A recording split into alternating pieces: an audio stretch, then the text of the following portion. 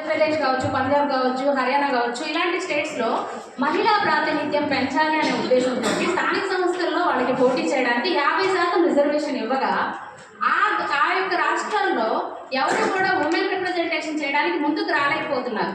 ఎవరు కూడా వాళ్ళకి ఇచ్చిన రిజర్వేషన్ ని వినియోగించుకోవడానికి కూడా ముందుకు రాలేకపోతున్నారు. అవునండి, ఉమెన్ ఎంపవర్మెంట్ లేకుండా ఎలాగా? మీరు అలా ప్రాక్సీ పార్టిసిపేషన్ లో మీరు మాట్లాడకూడదు కదా. రిజర్వేషన్ మహిళా ప్రాతినిధ్యం అనేది ఉండాలి కదా సార్. రిజర్వేషన్ ఉపయోగం లేదంటే ఎట్లా?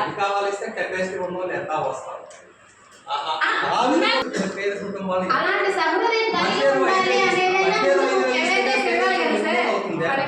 సమాజం ఒక మార్పు రావాలి. గ్రామ పంచాయతీలు మీరు అన్నట్టు 29 అంశాల మీద పూర్తి పట్టివ్వాలి. ఆ గ్రామ పంచాయతీ కనీసం ఆ బాధ్యతలు ఇవ్వాలి. అవి ఇచ్చినప్పుడు అదే మనం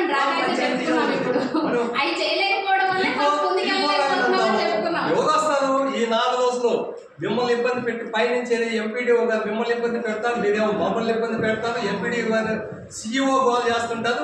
మనం 4 పేర్లు ఇస్తాం, 10,000 5,000 వారికి ఇస్తాం. పేదరికం అయిపోయిందా? లేదు సార్, అలా కాదు. మీరు చెప్పింది వాస్తవమే అయినప్పటికీ 100% విల్లింగ్నెస్ తోటి మనం చేయాలి అనే సంకల్పం ఉంటే ఖచ్చితంగా ప్రతి మనిషికి, ప్రతి సిటిజన్ కి ఆ సంకల్పాన్ని తీసుకురాగలగాలి. సంకల్పం గ్రామ పంచాయతీ పవర్స్ ఇవ్వండి. పేదరికం ఎక్కడ గ్రామ పంచాయతీ ద్వారా మనం